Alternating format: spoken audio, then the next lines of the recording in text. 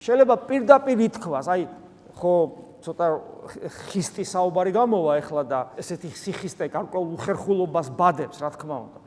მაგრამ როცა ადამიანს ველაპარაკებით, ყოველ შემთხვევაში იგვრბილდებით ხოლმე, მაგრამ ჩვენ რო ვიცოდეთ ცალსახად არის გაყოფილი, რაც ღვთის ნებასთან თანხვედრაშია, არის სიკეთე და რაც ღვთის ნების საწინააღმდეგოა, არის ბოროტება.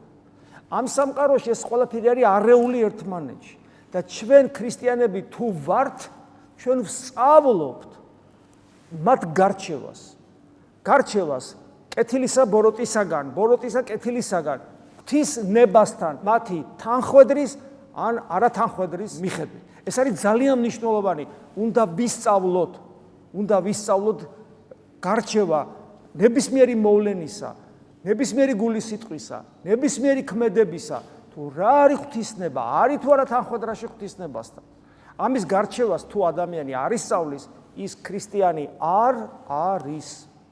და უამრავი მაგალითი მაქვს ისეთი, როცა ადამიანი ფიქრობს, რომ სიკეთეს აკეთებს, როცა ქველმოქმედებს, როცა ზნეობრივია მის საქციელი, მაგრამ ჩვენ მეუბნებით ხოლმე ეს არ არის ღვთისნება და ამიტომ ვცოდავ. ხშირად არის ხოლმე, ძალიან ხშირად არის ხოლმე ასეთი შემთხვევები.